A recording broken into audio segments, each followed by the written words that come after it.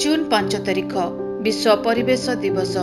प्रकृतिर संतुलन रक्षा दिगरे आज सारा देश को बाट देखाउछि ओडिशा।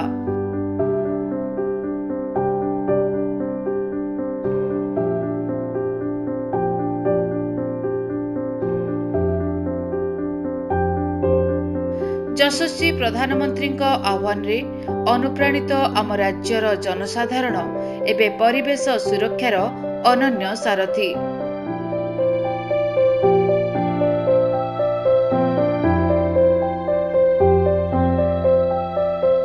प्रकृति आमको सबु किछि देइछि, सुंदर परिवेश, स्वच्छ जल एवं निर्मल वायु। किंतु आमे प्रतिबदल रे प्रकृति को कौन देउछु? गोटे एमिति अभिशाप जहा धीरे धीरे आम वसुंधरा को ग्रास करिबारे लागिछि। आज आम स्वार्थपरता जोगु आम परिवेश संपूर्ण विपन्न।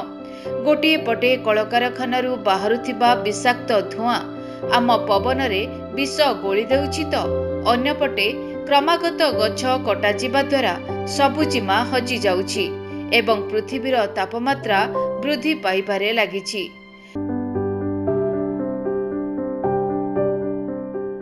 एहा सहित जोड़ी होइछि अत्यधिक प्लास्टिक रो व्यवहार। आमे मात्र किछि मिनिट व्यवहार करुथिबा एही प्लास्टिक माटी रे मिसिबा पई शह शह वर्ष समय नेउछि, जहा माटीर उर्वरता नष्ट करिबा सहित जीवजंतुंकर जीवन को भी नेउछि। सहररू सीमांत परिवर्तनर पवन एबे बहिबा आरंभ कलानी।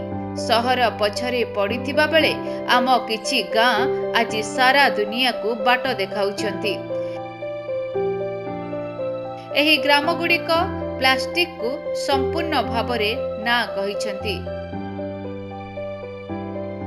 आज्ञा हाँ, सेमाने निज परंपरा को फेरी जाइछंती।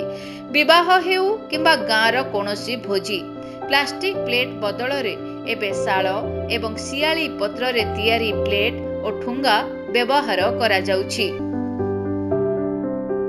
पंचायत प्रतिनिधि, प्रशासनिक अधिकारी और जन भागीदारीर अभिनव समन्वय दीर्घस्थायी विकास लक्ष्यर स्थानीयकरण परिप्रेक्षी रे गढ़ी उठुछि सबुज और स्वच्छ पंचायत। विद्यालयरू आरंभ होइछि परिवेशर पाठशाला। आउ कार्बन निर्गमन ह्रास पई क्षेत्रे हसुछि जैविक चाष। कठिन और तरल वर्ज्यवस्तु परिचालन रे देशर अनन्य मॉडल साजिथिबा आम राज्य ओडिशा आज परिवेश सुरक्षा पई बेस संकल्पबद्ध।